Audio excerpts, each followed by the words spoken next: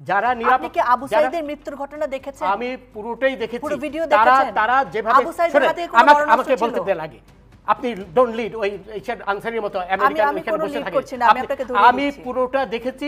তারা যেভাবে সশস্ত্র হয়ে আক্রমণ করেছে, সেখানে পুলিশের অবশ্যই দায়িত্ব ছিল সেই সশস্ত্র আক্রমণ রোধ করার, বুঝলেন? এটা পুলিশের আইনি দায়িত্ব। আমাদের পেনাল কোড বলেন, আমাদের সিআরপিসি বলেন, সেই পুলিশকে সেই ক্ষমতা দিয়েছে, কারণ পুলিশের দায়িত্ব, অন্যতম দায়িত্ব হচ্ছে শান্তি রক্ষা করা। হাতে অস্ত্র ছিল?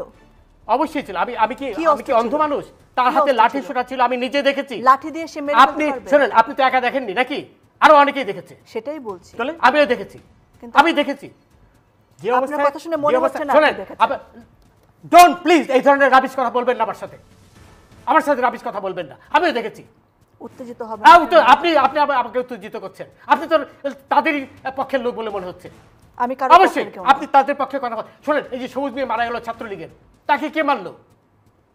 তাকে কে মারলো? তারপর তদন্ত হবে না? তদন্ত হবে তো, ওইটা সাইদেরও তো তদন্ত হবে, সবই তো তদন্ত হবে। সাইদেরটা কে মেরেছে সেটা দেখা যাচ্ছে। আমি তো দেখেছি।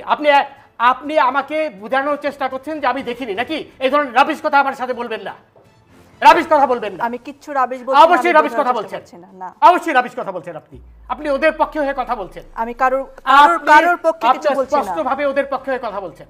আমি নিরপেক্ষ কথা। আপনি ওটাও নিরপেক্ষ নন সব জায়গাতে। জাস্টিস শামসুদ্দিন চৌধুরী মানিক, আপনি আমার নামটা ভালো করে উচ্চারণ করতে পারেন না নাকি? এটি থেকে বোঝা যাচ্ছে যে আপনি আমার প্রতি আক্রোশ নিয়ে এখানে বসেছেন। আমি যেটা বলেছি ঠিকই বলেছি, এবং আপনার প্রতি যেটা আপনি আমাকে অপমান করেছেন, আমার নামটা পর্যন্ত আপনি ঠিক মতো উচ্চারণ করতে পারেন না। আপনার লজ্জা হওয়া উচিত। এবং রনি যেটা বললো, আপনি এমন ভাব দেখাচ্ছেন যে আপনি একাই সেই টেলিভিশনটা দেখেছেন। আমি যখন বললাম আমিও দেখেছি, তারপরে আবার আপনি আমাকে বারবার উস্কানি দিচ্ছেন যে আমি দেখেছি কিনা। তার মানে আপনি একাই দেখেছেন, আর কেউ দেখেনি। শোনেন রনি, কালকে যে না উত্তেজিত হওয়ার কারণ হচ্ছেন আপনি আমাকে উত্তেজিত করছেন, মানে এমন ভাব দেখাচ্ছেন যে আপনি একাই দেখেছেন, আমি দেখিনি। এবং পুরো বাংলাদেশ দেখেছে। না, পুরো বাংলাদেশ দেখেছে, বাংলাদেশ আর এখানে আসেনি, তাই তো? আমিও তো দেখেছি। আমি কি অন্ধ ছিলাম? অবশ্যই আপনি বাংলাদেশে। তাহলে আবার এই আপনি, আমি যখন বললাম আমি দেখেছি, তারপর তো আপনার অ্যাঙ্কার হিসেবে আপনার চুপ হয়ে যাওয়া উচিত ছিল। আপনি আবার আমাকে খোঁচাচ্ছেন। শোনেন, আরেকটা ঘটনা, সেটা তো আপনারা বলছেনই না, বলতে চাচ্ছেন না। যে শোনেন, আমাকে বলতে দেন প্লিজ, লেট মি স্পিক। আমাকে বলতে দেন। আপনি কালকে চিটাগাঙে 12 জনকে ছাদের থেকে ফেলে দিয়েছে এই শিবিরের লোকরা, সেটা আপনার কোনো খবরে আসেনি। আপনি সেই কথাটা তুললেন না। আপনি সেই একজনের কথা যারা প্রাণ দিয়েছে আপনি কি বলেছেন এই কথা যে কালকে 12 জনকে ছাদের থেকে ফেলে দিয়েছে শিবিররা? আপনি সেটা বলেননি তো, বলবেন না। আপনি তো আমাকে কিছু বলার সুযোগই দিচ্ছেন না। আপনি তো শুরুই করেছেন এইভাবে যে আপনি পরিষ্কারভাবে প্রমাণ করেছেন আপনি তাদেরই লোক। আমি আবার রিপিট করছি, I have no hesitation in saying that. কারণ এটা আপনি বলেন নাই। কালকে নারী হিসেবে যে মিনিমাম সম্মান দেওয়া দরকার সেটাও আপনি আমাকে সম্মান দিয়েছেন। আপনি কোনো প্রকার অসম্মান করিনি। আপনি আপনি আবার নারীর কোটা চান না, আবার এখানে নারীর সম্মান চাচ্ছেন। আপনি কোটার সম্মান লিসেন টু মি। আপনি আমাকে প্রথমেই বলেছেন যে আমি দেখিনি, আপনি একাই দেখেছেন। এর চেয়ে বড় অসম্মান কি হতে পারে? অবশ্যই বলেছেন। আপনি আকার ইঙ্গিতে বলার চেষ্টা করেছেন।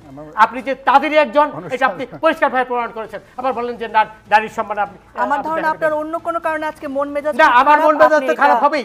এই রাজাকাররা যখন 32 নম্বর সেটার ক্ষোভ এসে আপনি আমার উপর ফেলতে পারেন না। আপনি শুরুই করেছেন তাদের পক্ষে নিয়ে কথা বলার জন্য। আমি এখানে আপনার সাথে যুদ্ধ করতে বসিনি, আমি আপনাকে প্রশ্ন করতে বসেছি। আপনি তাদেরই একজন লোক হয়ে এখানে বসেছেন। আমি কোনো প্রকার যুদ্ধ করতে, আমি এখানে নিরপেক্ষভাবে বসি। আপনি প্লিজ কিপ কোয়েট। আপনি এখানে অ্যাঙ্কার হিসেবে যে নিরপেক্ষতার দায়িত্ব সেটা আপনি পালন করেননি বলেই আমি উত্তেজিত হয়েছি। আবার নারীর কথা বলছেন আপনি শুরুর থেকেই। এখন এই যে 12 জনকে আপনার ছাদে থেকে ফেলে দিল, এই কথাটা তো বলেননি। এই কথা দিয়ে আপনার শুরু করা উচিত ছিল। সেই 12 জন হাসপাতালে করছে, সেটা দিয়ে আপনার শুরু করা উচিত ছিল। নাম জিজ্ঞেস করেন। আপনার নাম? আমার নাম বিচারপতি শামসুদ্দিন চৌধুরী মানিক। বিচারপতি শামসুদ্দিন মানিক। মানিককে হাইকোর্টের যে কয়েকদিন আগে উপস্থাপন করছো চ্যানেল আইটি মানিককে চ্যানেলকে। হ্যাঁ, সেই মানিককে নাম হলো বিচারপতি মানিক, বাড়ি মুন্সিগঞ্জ। আপনার পিতার নাম? পিতার নাম মরহুম আব্দুল হাকিম চৌধুরী। আব্দুল হাকিম চৌধুরী, গুড। জি। আপনি এই যে পালাইতেছেন কেন বলেন? ভয়ে পালাইতেছি। কার বইয়ে? আর প্রশাসনের ভয়ে। প্রশাসনের বইয়ে।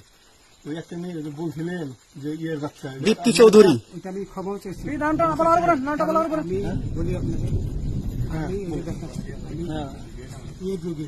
কিসের আমি তো অত রুগী নেই, মিডিয়াতে তো খুব সুন্দর। আচ্ছা আচ্ছা শোনেন শাহিন সাহেব, একটু শোনো। আপনার কাছে এই মুহূর্তে এরা যখন ধরছে আমাদের প্রতিনিধি, কি কি ছিল সাথে? আমার সাথে কি কি ছিল এটা বলেন। আমার সাথে ছিল British passport, Bangla passport, Bangla passport, টাকা টাকা, আর কয়টা ই কার্ড, ডেবিট কার্ড আর ই কার্ড, কি বলে আমার ভিডিও করতে। আচ্ছা, কালকে যে টাকাগুলো ছিল, আজকে কোনো টাকা ছিল সাথে? আজকে ছিল না, আজকে যে কত 40 বাংলাগুলা। হ্যাঁ 40,000 টাকা আজকে আজকে হ্যাঁ আজকে যেটা কয় টাকা ছিল? দেখেন এই দেখেন এই দেখেন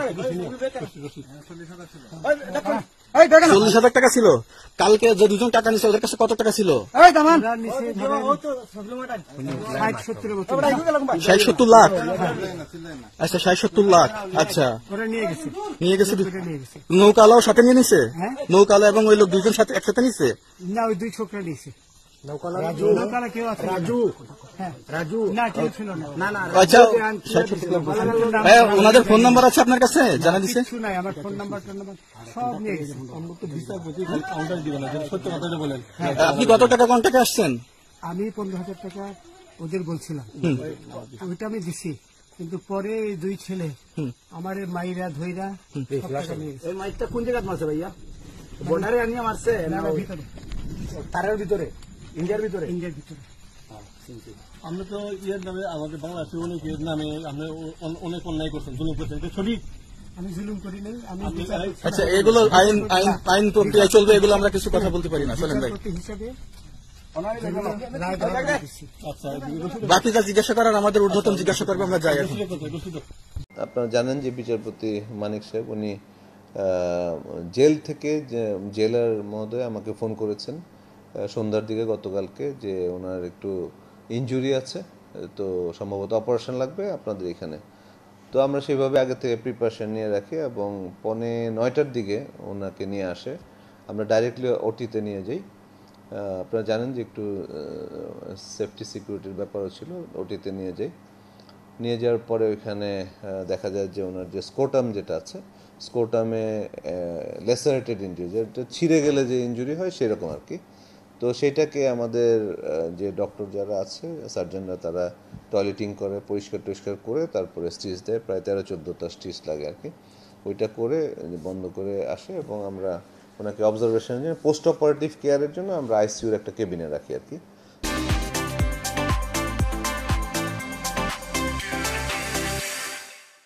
নট যে আইসিইউর দরকার এটা না, আমাদের যেহেতু কেবিন আইসিইউতে, পোস্ট অপারেটিভে যেহেতু আমাদের আলাদা ফ্যাসিলিটি নেই, এই জন্য আইসিইউতে কেবিনে রেখেছি। তারপরে উনি ওইখানে আছেন, আজকে সকালেও আমি দেখতে গিয়েছিলাম, মোটামুটি আছেন, খারাপ না। তো যেহেতু একটা অপারেশন হয়েছে, এটা তো একটু মানে ইনিশিয়াল স্টেজের মধ্যে আমাদের থাকা দরকার আছে। আরও ওনার আগে থেকে ইয়ে আছে, ডায়াবেটিস আছে, হার্ট ডিজিজ আছে, সো এইগুলিকেও আমাদের কেয়ার নিতে হচ্ছে। আমরা একটা বোর্ড করে দিয়েছি প্রফেসর শিশির রঞ্জন চক্রবর্তীর আন্ডারে, প্রায় 6-7 জনের নিয়ে, সবগুলি ডিসিপ্লিন নিয়ে। তো ওনারাও আজকে দেখেছেন, দেখে বলেছেন যে অবস্থা মোটামুটি খারাপ না। তো এরকম যদি থাকে আর যদি ডিটোরিয়েট না করে কোনো কিছু, আর যদি যে জায়গায় অপারেশন করেছে সেটা যদি কন্ডিশন ভালো থাকে, হয়তো 2-4 দিনের মধ্যে ছেড়ে দিতে পারে।